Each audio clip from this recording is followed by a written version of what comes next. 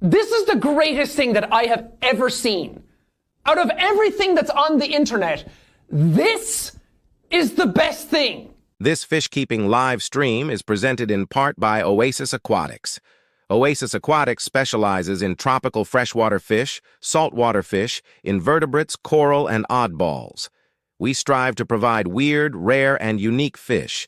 We ship all across the USA.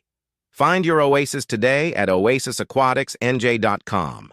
Don't forget to enter the Oasis Aquatics giveaway simply by purchasing some fish from Oasis Aquatics, and you'll automatically be entered and have the chance to win $100 in store credit. When ordering, please mention Aqua Alex or my YouTube channel.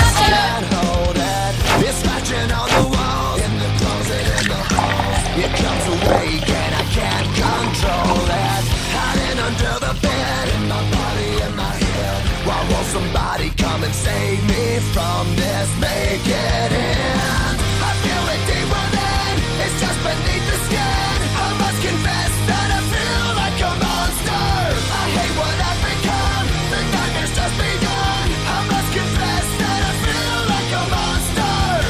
I feel like a monster. I feel like a monster.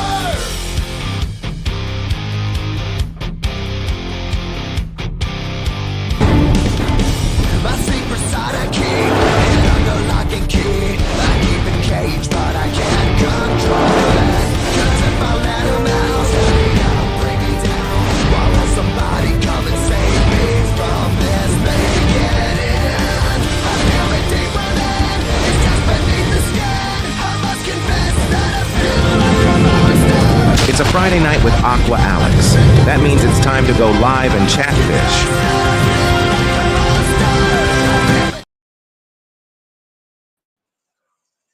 Good evening, fish keepers. Welcome to Tanked Tuesday Live, a special Tuesday night edition of Friday Live. I'm Aqua Alex CARDINALE, and tonight I will be joined by my special guest fish keeper, Jeremy Leighty. Jeremy and I are going to have a fun 45-minute conversation on tropical fish right here on Tanked Tuesday Live. Also tonight, continuing for the whole month of October, since October is all about spookiness and monsters, we're going to have a couple of featured monster fish.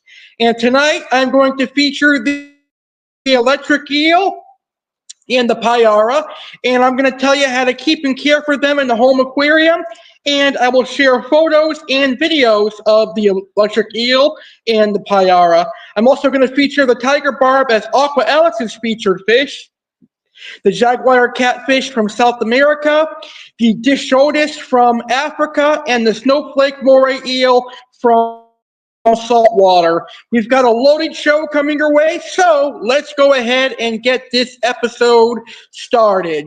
If you have any questions you want me to answer, please post your fish keeping questions down in the chat or in the comments, and I will answer your questions throughout the show. I'm going to start tonight's show with Aqua Alex Asks You. I got a couple of questions that I'm asking you, my audience. Feel free to post your answers down in the chat or in the comments below. This first question is going to be a question that I'm going to ask on every Friday Live of October. What is your favorite monster fish? What is your favorite mini monster? And what monster fish do you want to keep but haven't yet? Go ahead and post your answers in the chat and in the comments. I'll begin the show by answering these questions myself.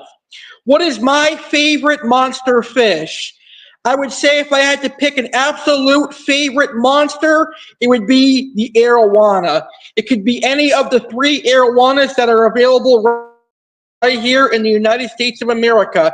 It could be the silver arowana, it could be the black arowana, or the Jardini arowana. I really love arowanas because I love how graceful they are when they swim, and I love their appearance. What is my favorite miniature monster? That is a tough question. I'd say the Exodon Tetra, aka the Bucktooth Tetra, would be my favorite mini monster. And what monster fish do I want to keep but I haven't yet? That's simple. That would be the Goonch catfish. I've always wanted a Goonch cat, but I have yet to keep them. Also, I always wanted a Tigrinus cat, but I have yet to keep them. So those would be the monster fish that I have yet to keep that I really want to keep. So now it's your turn to go ahead and answer my questions. Just go ahead and post your answers down in the chat below or in the comments below, and I will answer your questions throughout the show. And now let's get to our first official segment here on Tanked Tuesday Live. It's time for our second edition of Keeping It Real with Aqua Alex, where each episode I'll have some real-life fish-keeping topics to discuss. So, the first thing I want to talk about here on Keeping It Real with Aqua Alex is something that's not really good. It's something that happened last week that I'm still a little bit shaken up about. But earlier this month, beginning of this month, I purchased 5 tinfoil barbs from eBay from a wholesaler. They came in perfect. They came in at a great 3.5 to 4 inch size. I was very excited to have 5 red-tailed tinfoil barbs again because, as you guys know, over the summer I lost them when the city was messing around with our tap water. Well, I had them for a week. They were doing well. They were eating, and they were thriving in my 125. So one night before bed, like around 11 p.m., I decided to do a water change, a small water change, like 30 to 40%. And after I did that, I added some tank water, or excuse me, I added some tap water that was a little bit hotter than the temperature that was in my aquarium. Unfortunately, it was enough of a difference to kill 4 of my tinfoil barbs, but fortunately, I've got 1 red-tailed tinfoil barb left, and he is doing really well, so that's good. And I'll be getting him some buddies in the 1st of November. So on our 250th episode of Aquatic Wetline coming up soon, I'll be unboxing some more tinfoil barbs and some more other awesome fish. Up next, I want to talk about when you can expect the 250th episode of Aquatic Wetline. And the 250th episode of Aquatic Wetline will air on Sunday, November 3rd, 2024, 9 p.m. Eastern, 6 p.m. Pacific. And it'll feature Aqua Alex getting new fish. It'll feature special guest Tom McGuire, owner of Oasis Aquatics, and more. So stay tuned for the 250th episode of Aquatic Wetline on November 3rd. Now, this Friday, we have a very historic and very special Friday Live. This Friday, we're going to talk about fish with teeth. It's Toothy Friday Live this Friday, 10 p.m. Eastern, 7 p.m. Pacific. Learn about Caribe piranha, learn about black pacu, and other fish. And then a week from Friday, it'll be the Halloween edition of Friday Live. It'll be Monster Friday Live, and we'll be talking about monster fish. Find out later on tonight what you can expect in a week from Friday on Monster Friday Live with Aqua Alex. And that is tonight's edition of Keeping It Real with Aqua Alex. And now we're going to welcome Aqua Alexa to the show. Tonight, Aqua Alexa has facts on 2 different geniuses of fish. First, she's going to give us some information on gobies. And in our main event tonight, she'll have information on one of the most popular saltwater fish available, the clownfish. But first, let's learn about gobies right here, right now on Tanked Tuesday Live with Aqua Alex. Aqua Alexa here, kicking off Tanked Tuesday with the first set of information on fish. Tonight I have facts and information on gobies and clownfish. Let's get right to it. Goby is a common name for many species of small to medium-sized ray-finned fish, normally with large heads and tapered bodies, which are found in marine, brackish and freshwater environments.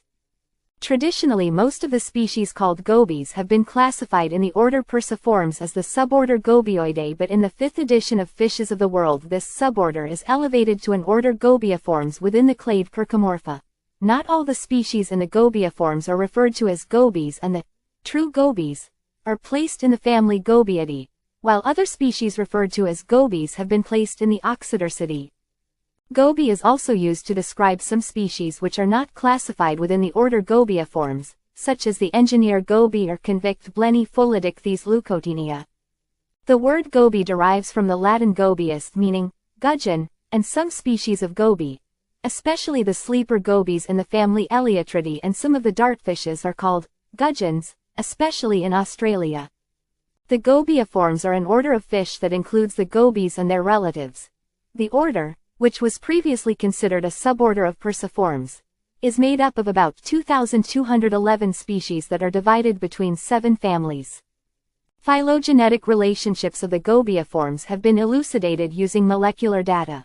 Gobioformes are primarily small species that live in marine water, but roughly 10% of these species inhabit fresh water. This order is composed chiefly of benthic or burrowing species. Like many other benthic fishes, most Gobioformes do not have a gas bladder or any other means of controlling their buoyancy in water, so they must spend most of their time on or near the bottom. Gobioformes means goby-like. The loach gobies are a small family, with only 3 species split between 2 genera, which inhabits marine and fresh water in Oceania and the western Pacific. These are thought to be among the more primitive species of the Gobioformes. The Odontobutidae, or freshwater sleepers, contains 22 species between 6 genera from Eastern Asia. This family is the sister to all the other Gobioformes in a clade with the Rhyasichthyeidae. The sleeper gobies are a family of 26 genera and 126 species found in freshwater and mangrove habitats throughout the tropical and temperate parts of the world, as far north as the eastern United States and as far south as Stewart Island, New Zealand, except for the eastern Atlantic. Fossils of Eleotrid gobies are known from the late Oligocene. The families Miluryngidae and Butidae were formerly classified as subfamilies of the Eleotridae but are not found to be close to the Eleotridae sinus stricto in this system. Aqua Alexa will be back later on in the main event with facts on clownfish.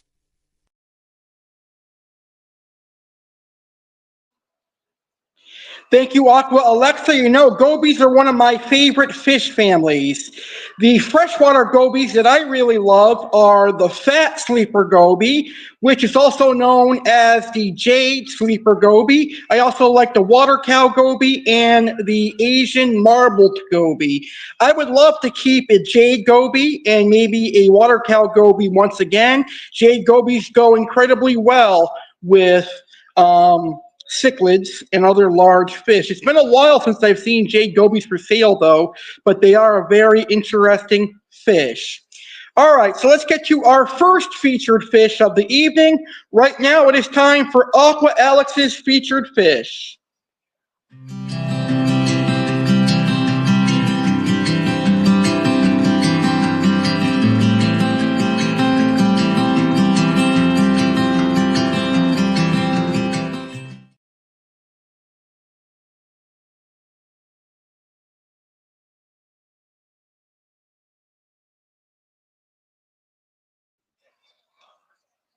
All right, so this week's featured fish, I am featuring the tiger barb.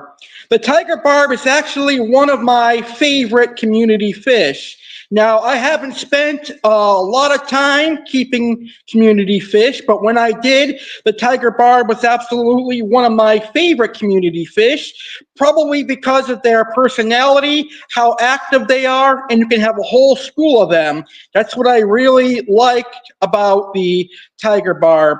Now, the tiger barb is kind of aggressive. They do have a fierce reputation of being a really bad fin nipper, so I wouldn't put these guys in with angelfish or any other long-finned fish because they do have the reputation of being a fin nipper, and they can probably nip your angelfish and other fish's fins. However, it all boils down to the individual fish itself. I have had tiger barbs mixed in with angelfish before and haven't had a problem. But then again, I've had some where I had to remove the tiger barbs. So tiger barbs come from Southeast Asia. They are extremely popular in the aquarium hobby. They've been extremely popular in the aquarium hobby for a long time. Many decades they've been available in the aquarium hobby. The tiger barb is so popular that there are now an albino version of the tiger barb. There are also a leucistic version of the tiger barb, and there's also the glowfish tiger barb. So the tiger barb remains one of the top community fish available for beginners and experienced hobbyists alike. Now, for us central and aggressive South American cichlid keepers, tiger barbs can actually be a great dither fish. It'll draw your reclusive cichlids out of their caves because tiger barbs are constantly active, and they're going to help get your shy fish out of the aquarium. And they're also going to stop any fights. So let's say, for example, you've got a red devil fighting with the Parachromis. The activity levels of the tiger barbs are going to stop the two cichlids from focusing on each other, and they'll turn towards the tiger barbs. But eventually, the tiger barbs could become lunch for a larger cichlid, so always keep that in mind. Tiger barbs generally max out at around 3 inches, but they are a very cool fish. And that is my featured fish for tonight. That is the very beautiful tiger barb. So, every episode of Friday Live in October is going to have 2 featured monster fish. And the reason we're going to feature monster fish in October is Halloween is all about monsters. So let's get to our first featured monster fish tonight.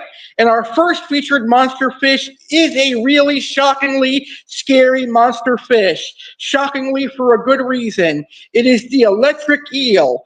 It is a fish that is capable of delivering electricity to kill its prey and to deter its predators. These guys can submit really large volts of electricity, and when I tell you you don't want to get stung or you don't want to get electrocuted by electric eel, I am pretty confident that you don't want to deal with the power of an electric eel. Now, electric eels are a genus of fish. The genus is known as Electrophorus, of neotropical freshwater fish from South America in the knifefish family. Now, electric eels are not true eels. Rather, they are a part of the knifefish family. They are known for their ability to stun their prey by generating electricity, delivering shocks at up to 860 volts. Their electrical capabilities were first studied in 1775, contributing to the invention in 1800 of the electric battery. Despite their name, electric eels are not closely related to the true eels, but are members of the electroreceptive knifefish order, Gymnotiformes. This order is more closely related to catfish. In 2019, electric eels were split into 3 species. For more than 2 centuries before that, the genus was believed to be monotypic, containing only Electrophorus electricus. They are nocturnal, obligate, air-breathing animals with poor vision, complemented by electrolocation. They mainly eat fish.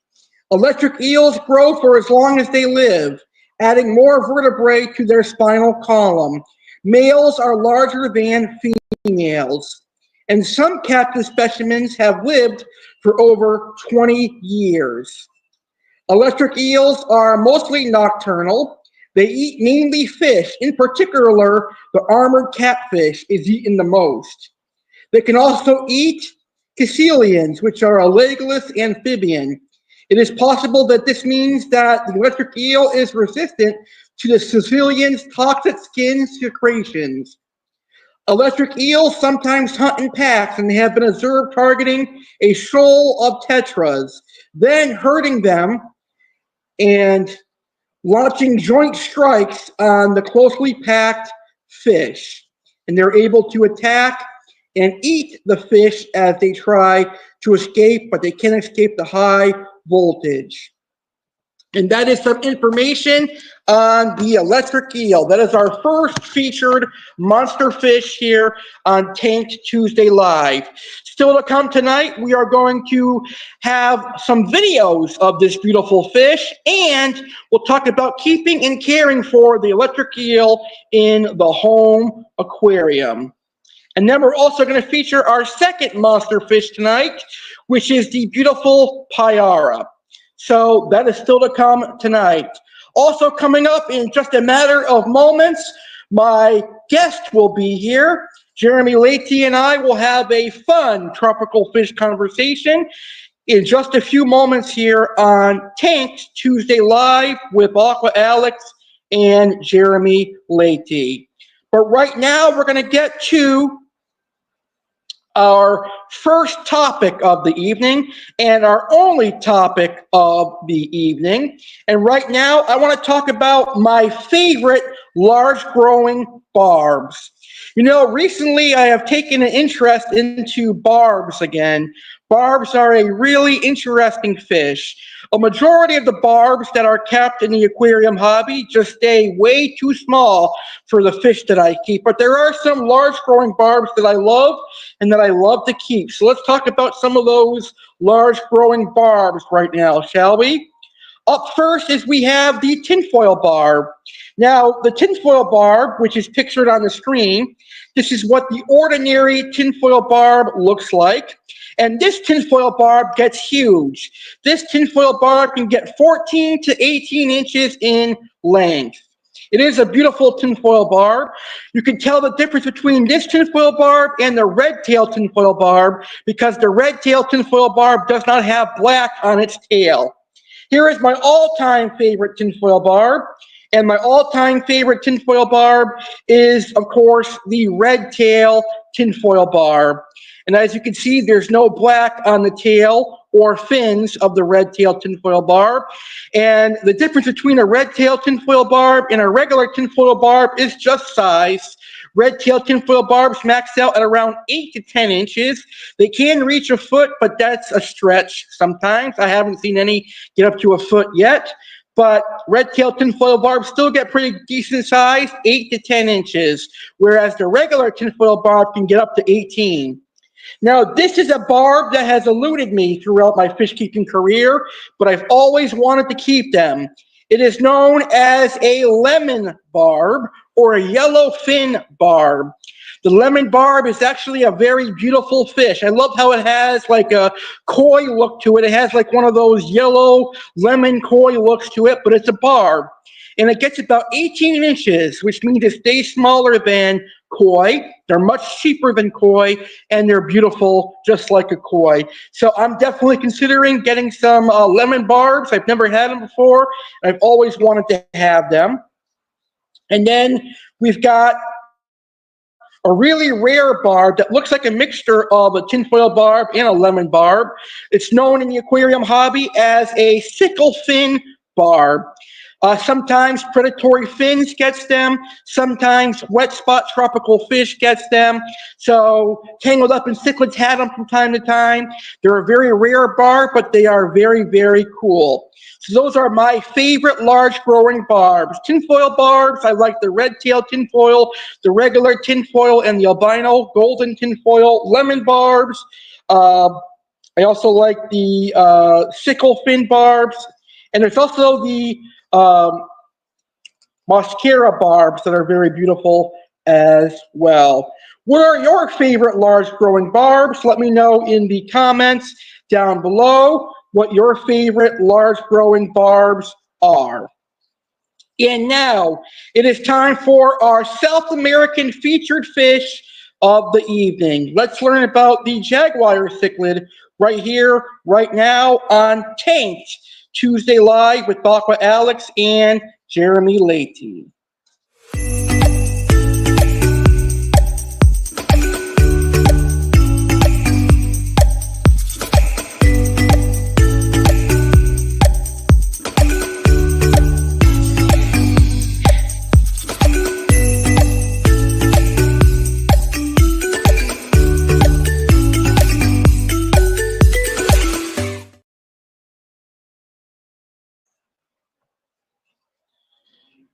All right, tonight's South American featured fish is the beautiful Jaguar catfish. Now, I personally have not yet kept a Jaguar catfish, but I really want to. The Jaguar catfish, as you can see, is really beautiful. It does look like a jaguar, at least in my personal opinion. So that's one of the reasons why I really want to keep them. They are a species of driftwood catfish, endemic to Brazil, where it is found in the Branco River and in the Trombatas River. It is also found in the aquarium trade. Given they are found in lowland streams of the Amazon and Orinoco, they feel at most at home in a pH range of 6.0 to 7.0 and 73 degrees to 81 degrees Fahrenheit. Like all aquarium fish, they should be given excellent water quality, but they do not require lots of flow. They don't really pay much attention to take mates and are relatively robust. Jaguar catfish are versatile additions to large aquariums stocked with Central and South American cichlids, but they could also live with cherisons, headstanders, and the like.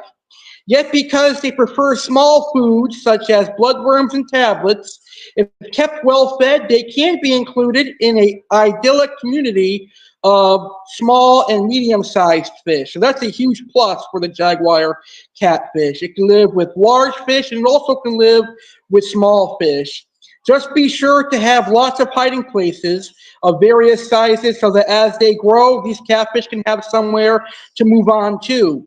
And this is a large driftwood cat that can get 10 to 12 inches in length.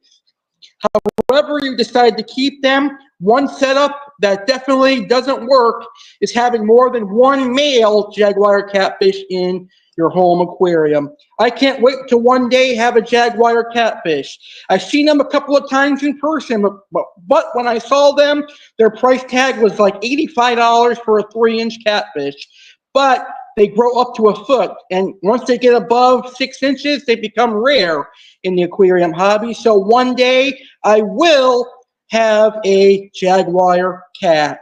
And those are 3 of our featured fish. So far tonight we've talked about the tiger barb, we just talked about the electric eel, and now we just talked about the Jaguar catfish. And still to come tonight, we're going to share videos of electric eels and talk about keeping electric eels in the home aquarium. And then we're going to feature our other monster fish, which is the Payara. But right now, we have an amazing weekend coming up because this Friday on Friday Live, it kicks off Piranha Weekend. This Friday on Friday Live, it is Toothy Friday Live. And then this Saturday, it is Piranha Saturday Live. Here is some information on what you can expect this weekend on Toothy Friday Live and Piranha Saturday Live. And when we come back, it will be time for our special guest. Get ready to be biting. Get ready to learn about fish with teeth. Fish that can definitely leave a mark or fish that can rip and tear. It's Toothy Friday Live, and it's the next special episode of Friday Live with Aqua Alex. Live Friday, October 18th, 2024 at 10 p.m. Eastern, 7 p.m. Pacific. Get ready to learn about fish with teeth. Aqua Alex will feature the Caribbean piranha, red-tail barracuda, and the tarpon. The South American featured fish will be the black piranha, black wolffish, and the black pacu.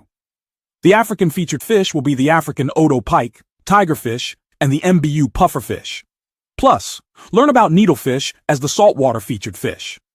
Toothy Friday Live with Aqua Alex will kick off Piranha Weekend, and Piranha Weekend concludes with Piranha Saturday Live on October 19th at 9 p.m. Eastern, 6 p.m. Pacific.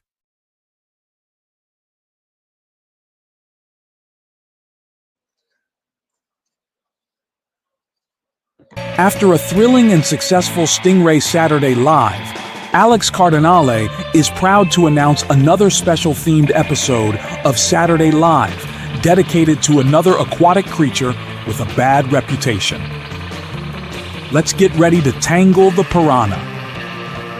Get ready for an electrifying special episode of Saturday Live with Alex Cardinale that dives deep into the thrilling world of piranhas.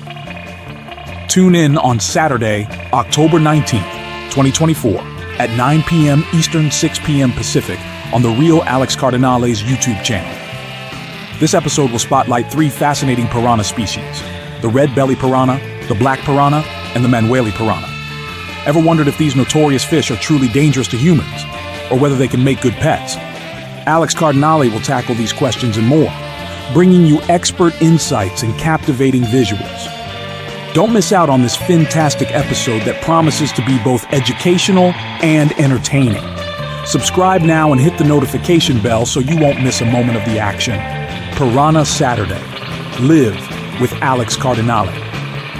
Live Saturday, October 19th, 2024, 9 p.m. Eastern, 6 p.m. Pacific here on YouTube channel, The Real Alex Cardinale.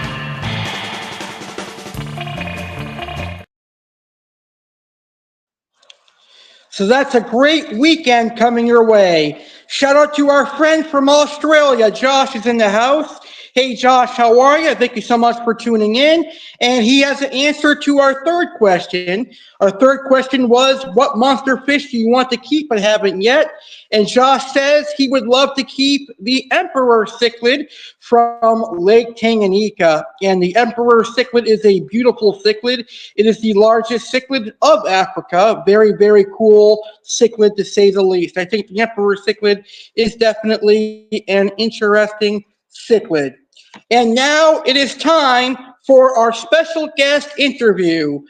I get to sit down and chat tropical fish with my good friend, Mr. Jeremy Leighty. And this was an amazing interview. You guys are going to enjoy it. Fish keepers, it's time for some fun. I'm thrilled to welcome my special guest fish keeper today to the show, Jeremy Leighty. Jeremy, how are you doing today, sir? I'm doing great. How about yourself? I'm doing amazing. Happy to have you on the show finally. Thank you. Yeah, it's great to hear you. I know last time our interview got cut short by weather-related problems due to Hurricane Helene, and thankfully you made it through. And my heart goes out to all those people who are still dealing with the effects of that and this new Hurricane Milton. I know. Luckily, I mastered through both of them. I'm fine. Totally fine. Yeah, Unfortunately, that's for the great other to people, hear. I'm not.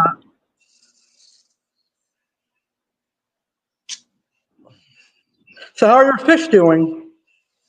For the most part, they're all doing good. I'm dealing with one.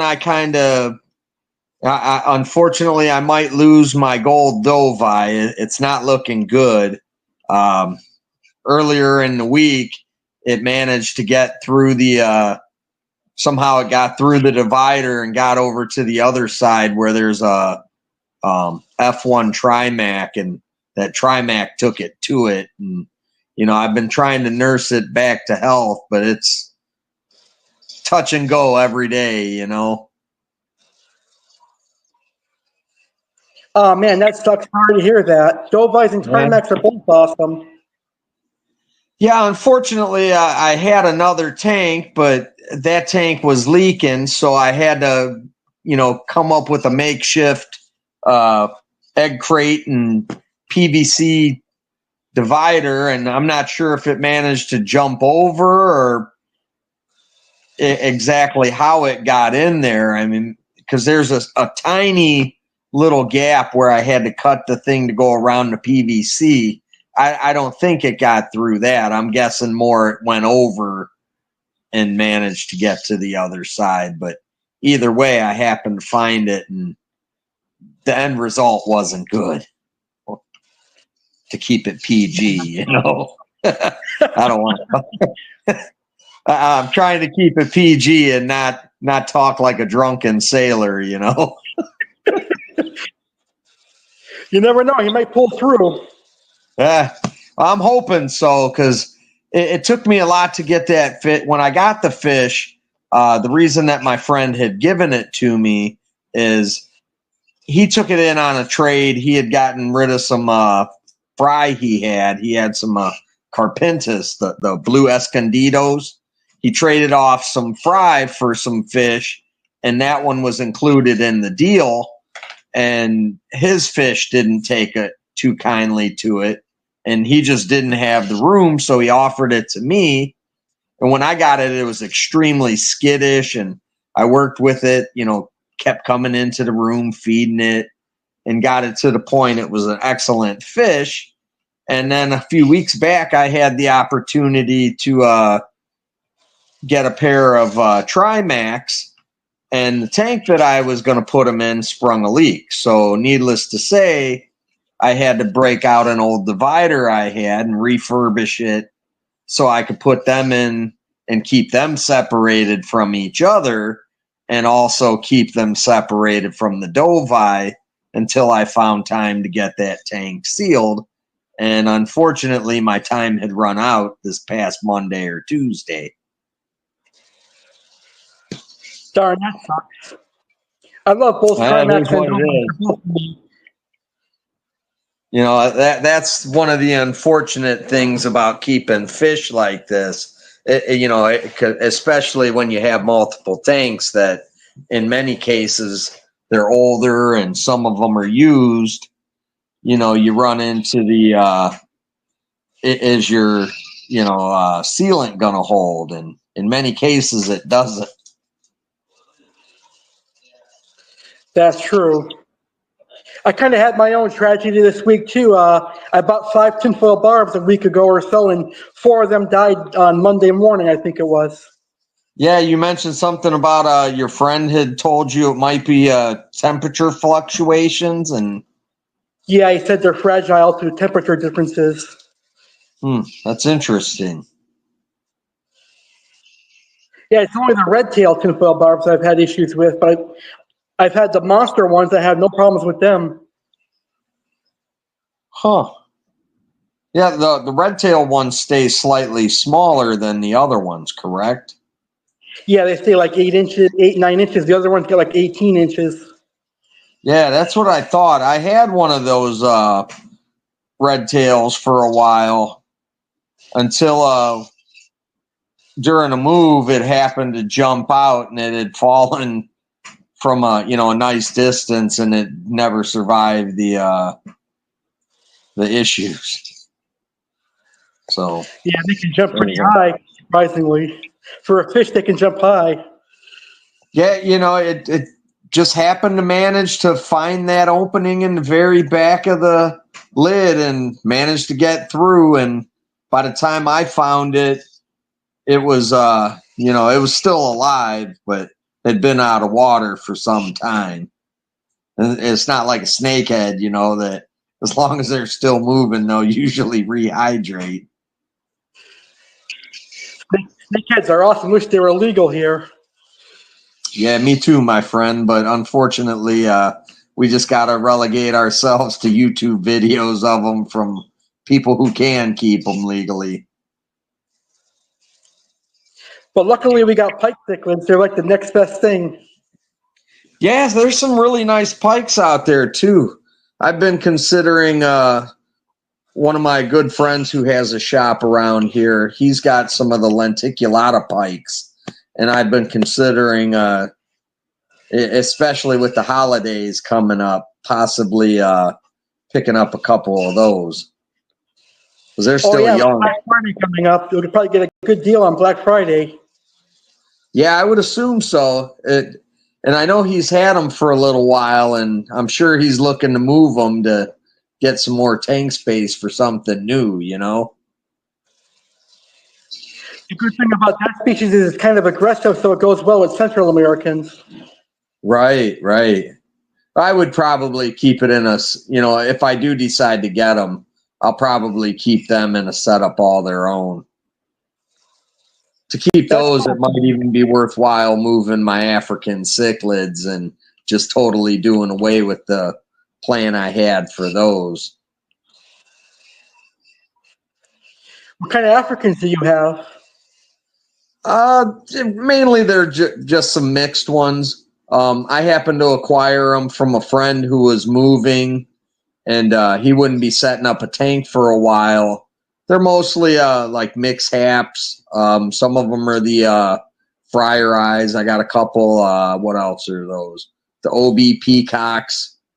I got a red ruby peacock, and that's pretty much it as far as the African peacocks go. Oh, that's cool. Yeah, I can't wait to get my first African cichlid tank. You know, I didn't think I would enjoy it as much as I do. I think a lot of it has to do with the main reason I took them is I knew the ones looked like they had either Lawanda blood or at least, you know, some of the Jacob Freibergi type. These ones are nice and blue. They got some of them are definitely got hat blood in them. You could see it in the face and the markings. But, you know, they got that. As they've aged and grown, they're putting on that nice blue metallic sheen they get. So, you know, the misses, like, especially in the morning, and because where they're at in the basement, it gets a nice morning sun comes through the window, and you can see them glowing in that morning natural light and not artificial lighting. So they look really good first thing in the morning. Yeah, some of them are very beautiful too, the Africans. Oh, for sure. I mean, you know, they're not necessarily my cup of tea per se, but, you know, I definitely understand why people enjoy them as much as they do, especially since, you know, some of them are big. They kind of have attitudes without the outright just murderous intentions of some of the Central Americans. So, you know, I definitely could see the popularity of them. Yeah, they are very nice. Very nice.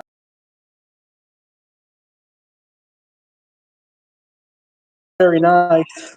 Some of them can be mean, though. There are some vicious ones out there.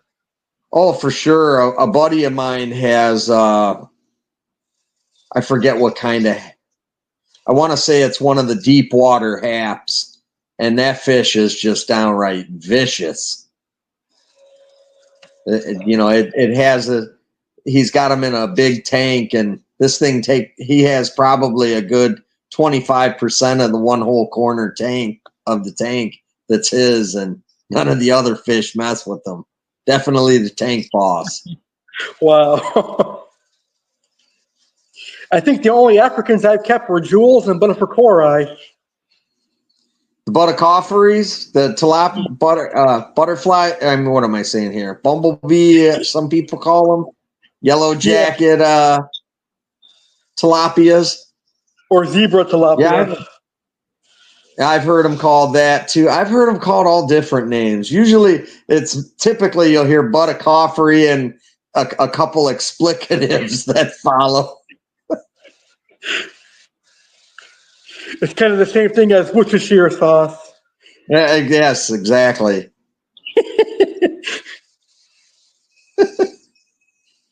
I haven't seen them available in a long time, though. Yeah, you know what? Now that you mention it, I haven't seen them for sale in quite some time either.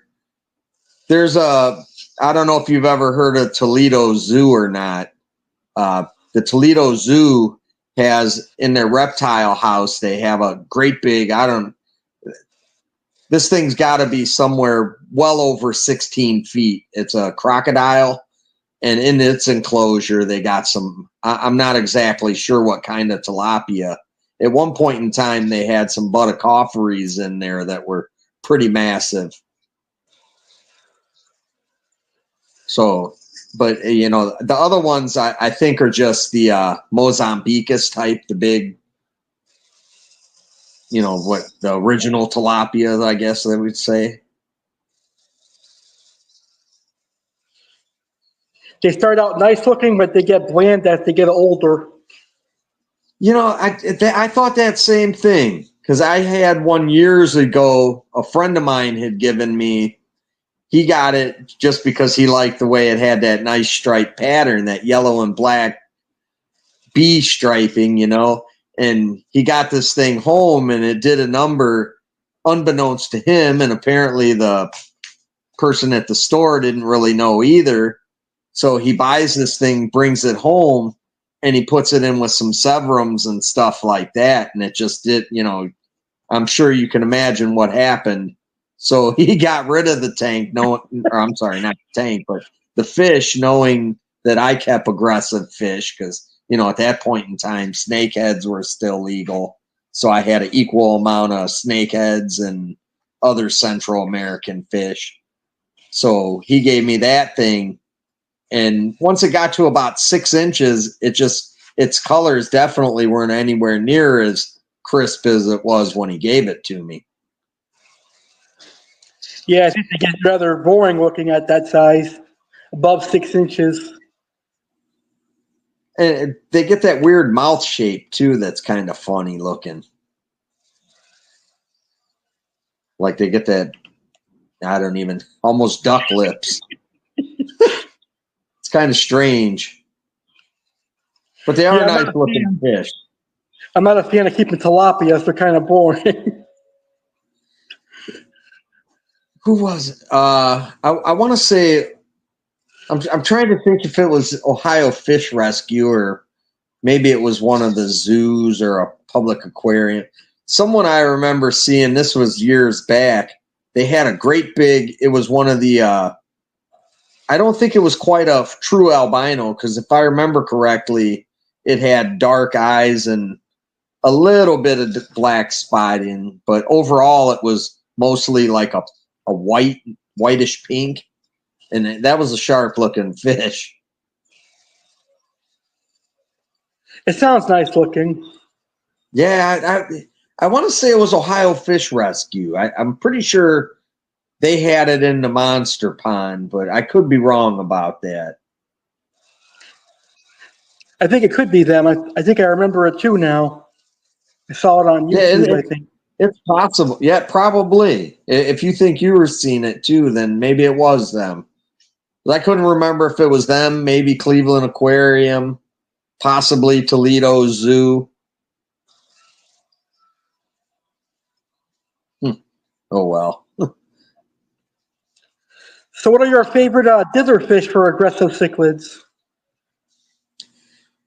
You know, a lot of it depends on what exactly I'm keeping. If it's some of the smaller Central Americans that I've kept, like convicts, fire mouths, Dempseys, you know, stuff in that size range, I like to use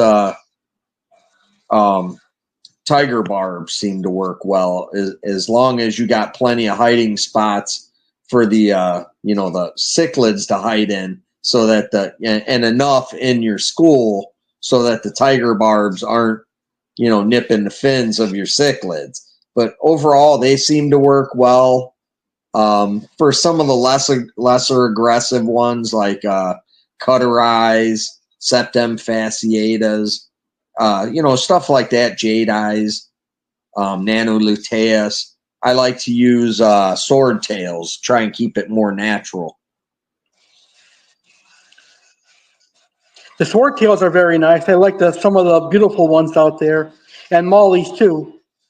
Yeah, there's definitely some nice and live bears floating around, and one of the benefits that we have up here in Ohio is there's a gentleman who was really, really big in the live bear trade, and, you know, and breeding them and stuff like that. And there's also the guy who's actually president of my local aquarium society now. He's really big into the goodyids and is even working along with, there's a college up here. I don't know if you've ever heard of Bowling Green University, but he's working along with them on one of the professors there on, I believe they're doing a whole genetic study and, trying to bring these things back from the brink of, being threatened and possibly extinct one day. And some of them that they're working with, I believe, might even be considered extinct in the wild, but I could be wrong about that. So, there's definitely a lot of people in this area who are working with some of the rarer live bearers, if that's your thing, Not that the rarer ones would be good for dithers, but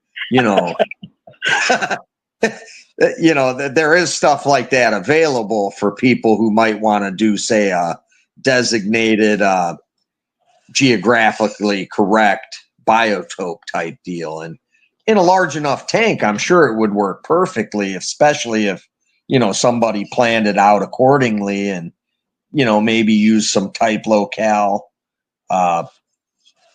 true swordtails like the Hellerized and not necessarily a Nezacoidal or the Montezumas or anything like that. Some of the rarer ones I wouldn't suggest doing it with. Keep them more colony oriented. But I've definitely had good luck with the I like to use the wild type Hellerized, the green ones that get the black spots down the side, and I really like those. And to me, they seem to be a lot. How do I want to put it? They seem to be hardier than some of the commercially bred tank raised strains. And not that those aren't nice looking fish. Just my preference is the wild type when it comes to those. I agree. The reason I ask is because I'm considering getting some dithers for my Red Devil tank because he's being a mean devil. He's living up to his name. Yeah, something like that. Honestly, you might want to consider just moving him to by himself if he's that aggressive and treating him to be an individual pet. Because, a lot of things are going to they got to be either, super fast. And in a lot of cases, the fish that are big enough and fast enough are somewhat aggressive themselves. So then they in turn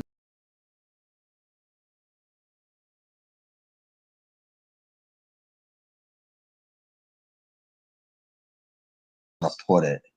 They seem to be hardier than some of the, commercially bred tank raised strains.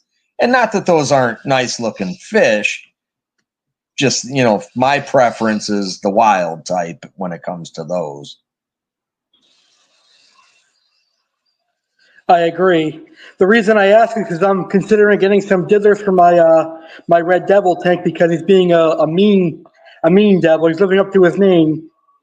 Yeah, something like that. Honestly, you might want to consider just moving him to by himself if he's that aggressive and treating him to be an individual pet. Because, a lot of things are going to they got to be either, super fast.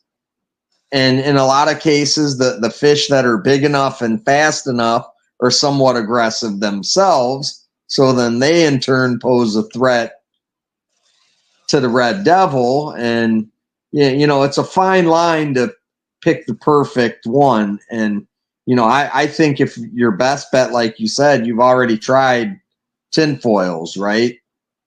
Yeah, and I lost him because I did a big water change with different temperatures. I suppose you could try maybe bala sharks or some other fast, maybe giant danios, if depending on how big you get them. But, a giant danio might be small enough that the Red Devil could eat it. And I suppose you could try some rainbow fish, maybe. Those might be fast enough and, have a deep enough body that the red devil wouldn't try and eat them.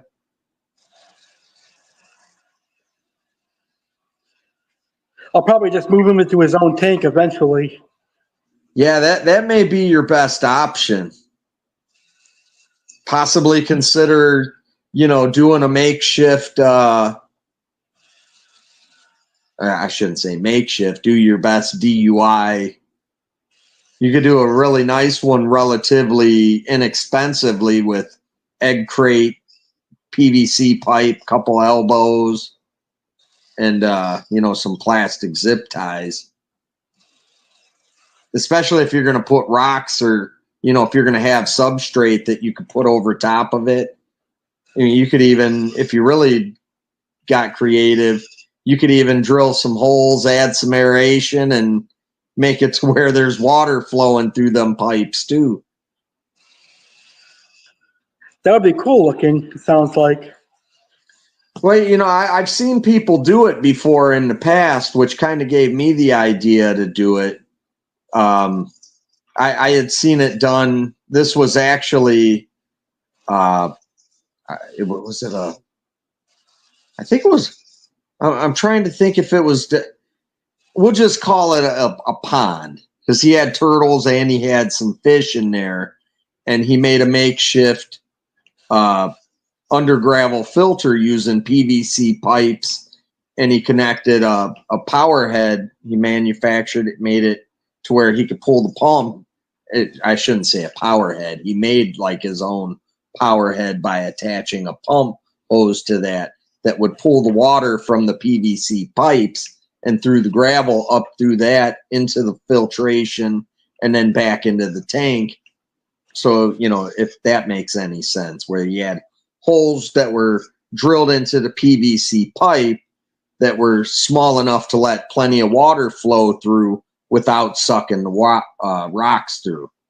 And that was how he had his homemade pond filtered.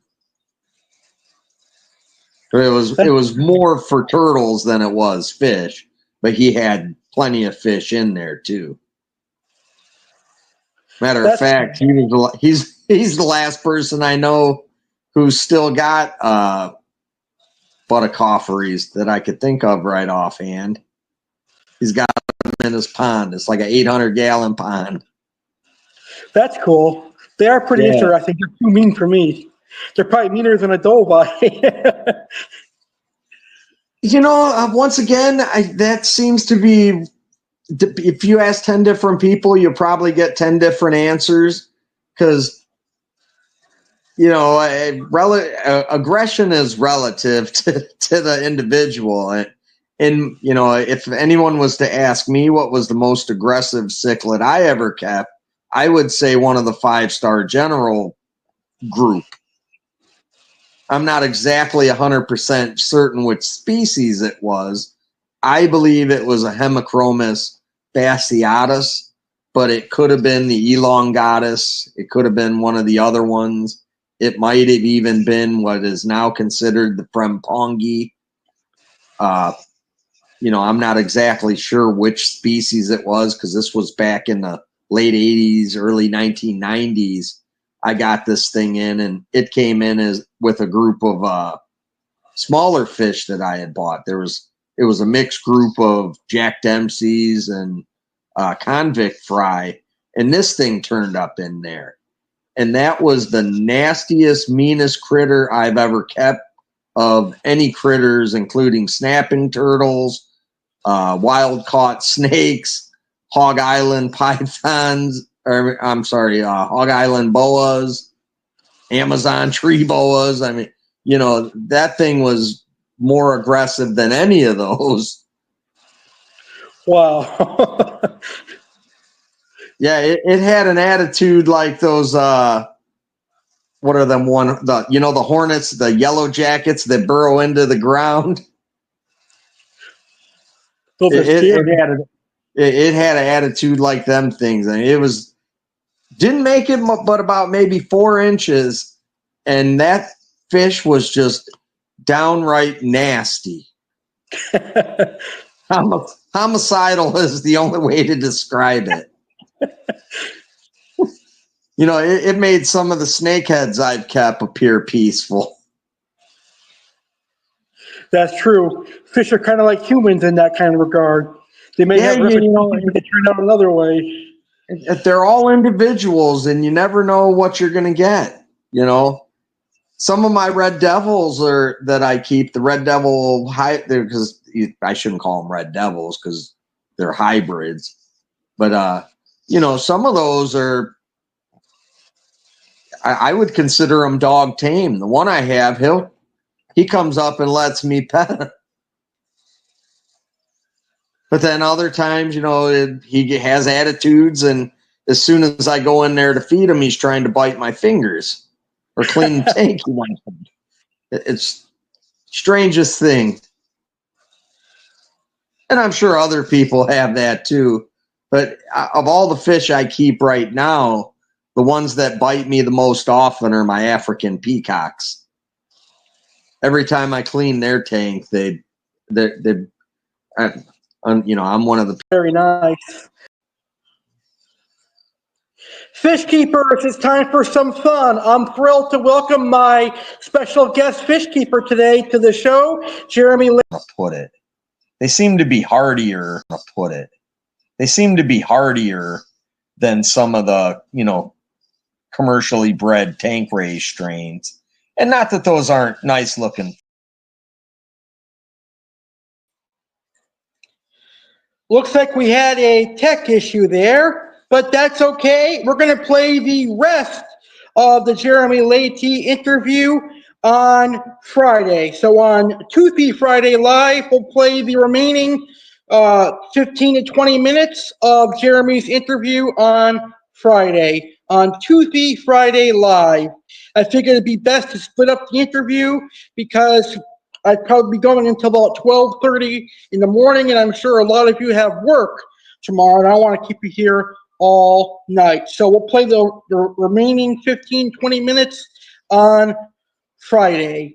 Well, 1 week from Friday, it's our next special episode of Friday Live, and it'll be our very first Halloween-themed Friday Live. Who let the monsters out?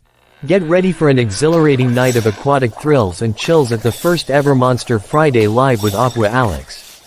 On October 25, 2024, at 10 p.m. Eastern Time, 7 p.m. Pacific Time, dive into the deep and discover the world's most fascinating and fearsome predatory fish.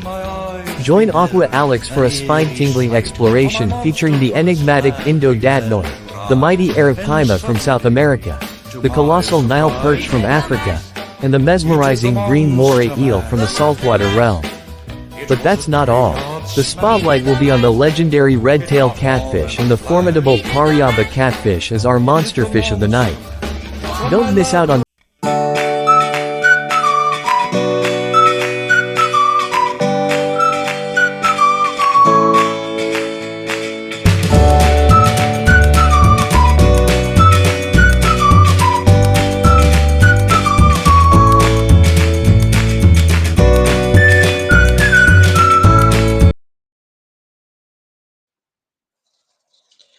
I'm looking forward to hosting Monster Friday Live 1 week from this Friday. And now let's talk about keeping electric eels as pets. Electric eels were our first featured monster fish that we talked about here on Tanked Tuesday Live. So now let's talk about keeping electric eels in the home aquarium. Keeping electric eels in a home aquarium is a unique and challenging endeavor that requires careful planning and consideration. First and foremost, it is essential to have a large tank, ideally at least 200 gallons, to accommodate their size and ensure they have ample space to move. Electric eels can grow up to 6 to 8 feet long, so the tank must be both spacious and equipped with a secure lid, as they are known for their ability to escape. The water quality is crucial, maintaining a temperature between 75 to 85 degrees Fahrenheit, a pH level of 6.0 to 7.0, and a high-quality filtration system is necessary to mimic their natural habitat. Additionally, electric eels are solitary creatures and can be aggressive, so it's best to house them alone to avoid conflicts with other fish. However, they can be kept with small tetras, but it is a risk. Regular feeding with a diet consisting of fish, shrimp, and other protein-rich foods will help keep them healthy. Lastly, due to their ability to generate electricity, it is vital to take safety precautions to avoid electric shocks when cleaning the tank or performing water changes. And make sure you stay safe and don't get electrocuted by electric eel. Always wear gloves. And those are my tips for keeping electric eels as pets. And now it's time to see some videos of the electric eel, and then we'll get to our other featured fish for this evening. Oops, what's going on here? Sorry about that, folks.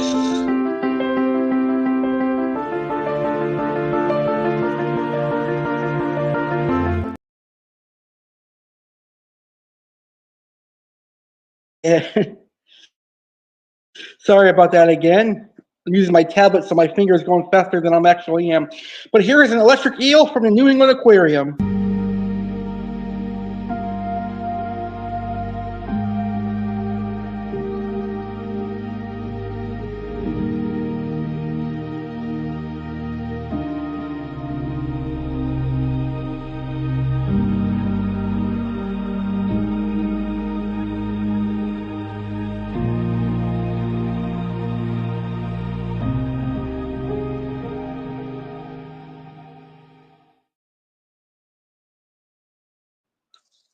Very beautiful. And here is our final electric eel video.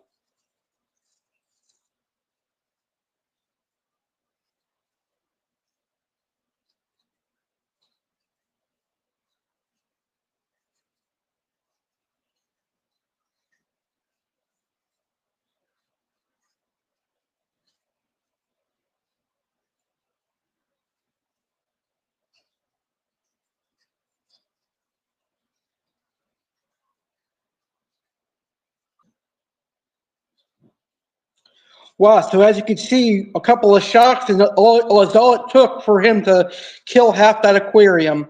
But those are the scary electric eels. Let's learn about this week's African Fish of the Week.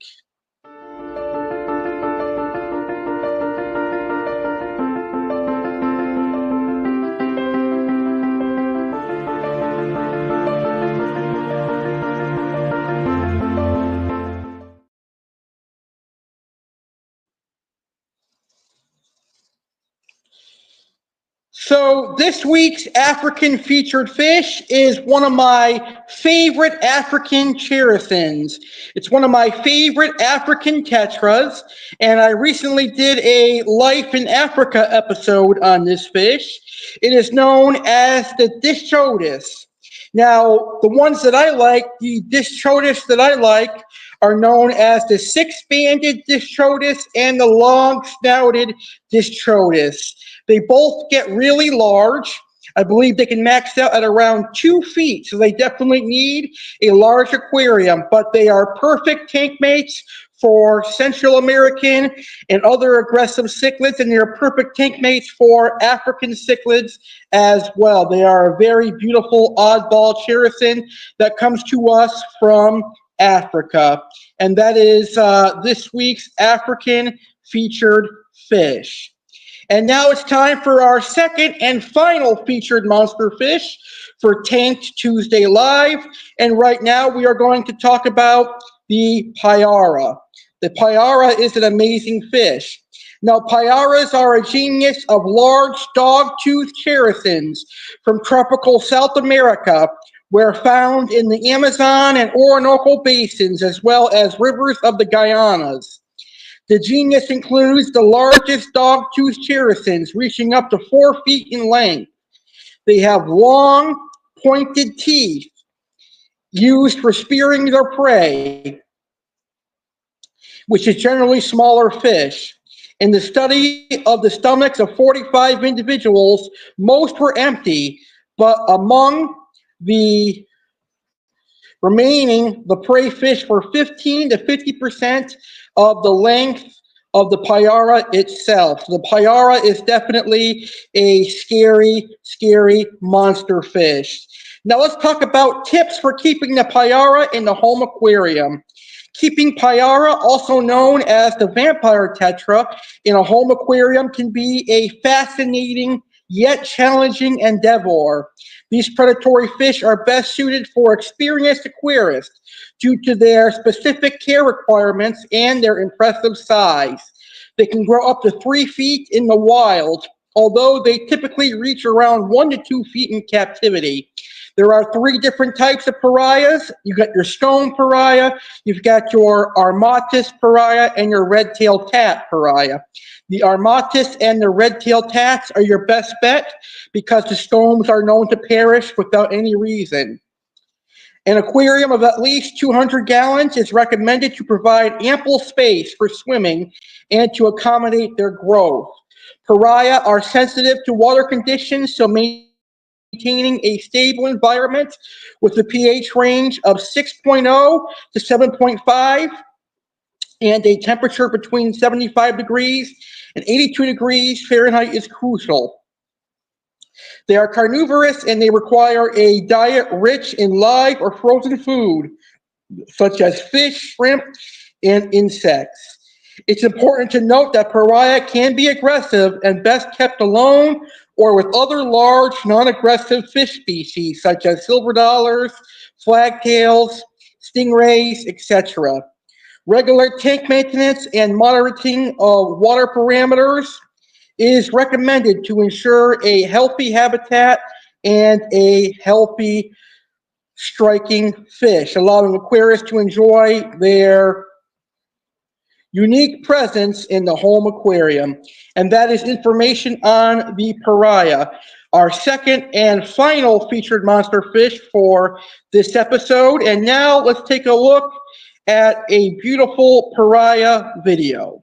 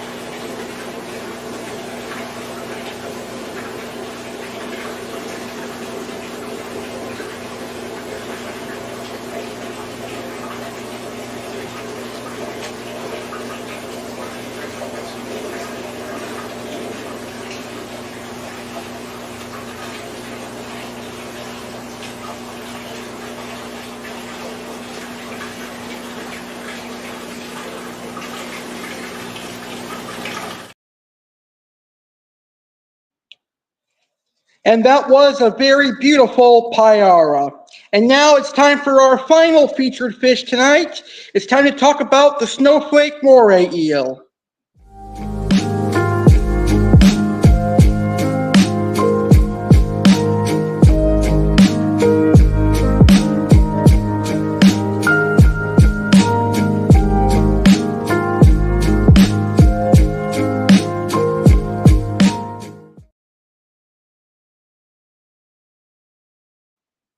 So one of my all-time favorite saltwater fish and one of my all-time favorite saltwater eels is the Snowflake Moray Eel.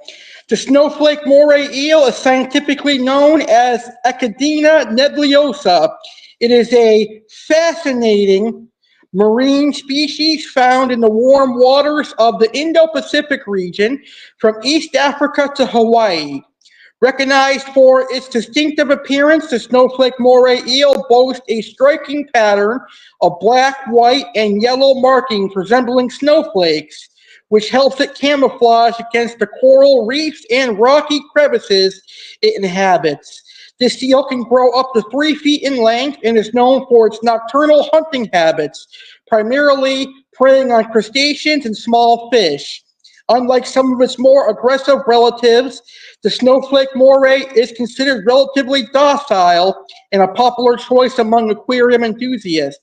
However, it is important to provide them with an appropriate environment that includes plenty of hiding spaces and a diet that mimics their natural food to ensure their health and well-being in captivity. Remember, in the wild, they are crustacean eaters, so provide them a diet of krill, shrimp, and other crustaceans, and you'll have a happy and healthy Snowflake Moray Eel. Wow, it has been an incredible show tonight. I've had a blast. But we're back with another episode of Friday Live, and this time it's airing on our normal air date. This Friday, it kicks off Piranha Weekend with Toothy Friday Live, and then this Saturday, we've got Piranha Saturday Live. Here's what's in store for you this weekend, beginning on Friday. Dive into Toothy Friday Live with Aqua Alex. Get ready for an electrifying underwater adventure this Friday, October 18, 2024. At 10 p.m. Eastern Time, 7 p.m. PT on the Real Alex Cardinale YouTube channel. Join Aqua Alex as he takes you on a thrilling exploration into the fascinating world of fish with teeth. Discover jaw-dropping facts about notorious piranhas and the fierce Payara. This week's featured monster fish is none other than the intriguing buck-toothed tetra, also known as Exodon. Aqua Alex will also spotlight the Carib piranha, the sleek red-tailed barracuda, and the mighty tarpon. From the depths of South America, uncover the secrets of the black pacu, golden dorado, and black wolfish. And don't miss the toothy wonders from Africa, featuring the MBU pufferfish, Goliath tigerfish, and African ODOE pike. Plus, explore the enigmatic needlefish from saltwater realms. Mark your calendars and prepare to be amazed by the toothy marvels of the aquatic world, live this Friday. Toothy Friday Live airs Friday, October 18, 2024 at 10 p.m. Eastern Time, 7 p.m. Pacific Time on YouTube channel The Real Alex Cardinale.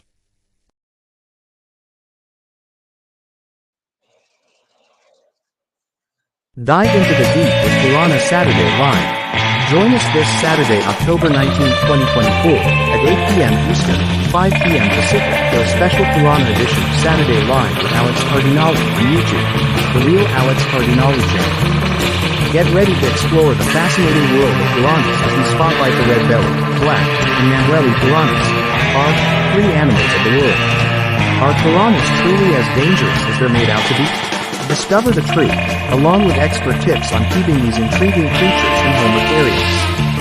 But that's not all. Delve into the unique characteristics of Hydescentus and meet their vegan cousins, the Mylians. In the spirit of Halloween, Aqua Alex's featured fish is the formidable Gobi wolf chicken.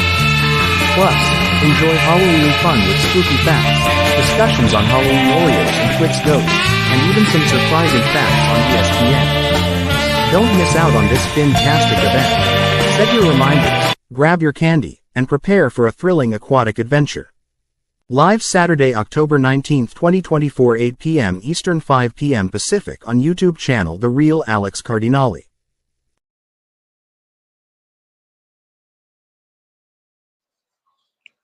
And now it's time for our main event. Aqua Alexa, take it away and close the show with some facts on clownfish. Aqua Alexa back, and now here are our facts on clownfish.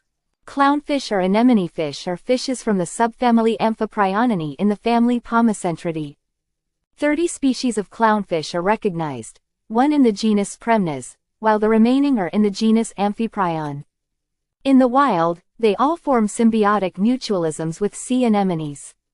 Depending on the species, anemone fish are overall yellow, orange, or a reddish or blackish color, and many show white bars or patches. The largest can reach a length of 6.5 inches while the smallest barely achieve 2.5 to 3.5 inches. Clownfish are endemic to the warmer waters of the Indian Ocean, including the Red Sea and Pacific Ocean, the Great Barrier Reef, Southeast Asia, Japan, and the Indo-Malaysian region. While most species have restricted distributions, others are widespread. Anemone fish typically live at the bottom of shallow seas in sheltered reefs or in shallow lagoons. No anemone fish are found in the Atlantic. Anemone fish are omnivorous and can feed on undigested food from their host anemones, and the fecal matter from the anemone fish provides nutrients to the sea anemone. Anemone fish primarily feed on small zooplankton from the water column, such as copepods and tunicate larvae, with a small portion of their diet coming from algae, with the exception of Amphiprion paradurion, which primarily feeds on algae. Anemone fish and sea anemones have a symbiotic, mutualistic relationship, each providing many benefits to the other. The individual species are generally highly host-specific. The sea anemone protects the anemone fish from predators, as well as providing food through the scraps left from the anemone's meals and occasional dead anemone tentacles, and functions as a safe nest site. In return, the anemone fish defends the anemone from its predators and parasites. The anemone also picks up nutrients from the anemone fish's excrement. The nitrogen excreted from anemone fish increases the number of algae incorporated into the tissue of their hosts, which aids the anemone in tissue growth and regeneration. The activity of the anemone fish results in greater water circulation around the sea anemone, and it has been suggested that their bright coloring might lure small fish to the anemone, which then catches them. Studies on anemone fish have found that they alter the flow of water around sea anemone tentacles by certain behaviors and movements such as wedging and switching. Aeration of the host anemone tentacles allows for benefits to the metabolism of both partners, mainly by increasing anemone body size and both anemone fish and anemone respiration. In a group of anemone fish, a strict dominance hierarchy exists. The largest and most aggressive female is found at the top. Only 2 anemone fish, a male and a female, in a group reproduce through external fertilization. Anemone fish are protandrous sequential hermaphrodites, meaning they develop into males first, and when they mature, they become females. If the female anemone fish is removed from the group, such as by death, one of the largest and most dominant males becomes a female. 16. The remaining males move up a rank in the hierarchy. Clownfish live in a hierarchy, like hyenas, except smaller and based on size not sex, and order of joining, birth. Clownfish make up approximately 43% of the global marine ornamental trade, and approximately 25% of the global trade comes from fish bred in captivity, while the majority is captured from the wild, accounting for decreased densities in exploited areas. Public aquaria and captive breeding programs are essential to sustain their trade as marine ornamentals, and has recently become economically feasible. It is one of a handful of marine ornamentals whose complete life cycle has been in closed captivity. Members of some anemone fish species, such as the maroon clownfish, become aggressive in captivity. Others, like the false percula clownfish, can be kept successfully with other individuals of the same species. When a sea anemone is not available in an aquarium, the anemone fish may settle in some varieties of soft corals, or large polyp stony corals. Once an anemone or coral has been adopted, the anemone fish will defend it. Anemone fish, however, are not obligately tied to hosts, and can survive alone in captivity. Clownfish sold from captivity make up a very small account, 10%, of the total trade of these fishes. Designer clownfish, scientifically named A. Ocellaris, are much costlier, and obtaining them has disrupted their coral reefs. Their attractive allure, color, and patterning have made them out to be an attractive target in wild trading. I'll be back on Toothy Friday live with facts on piranhas and payara.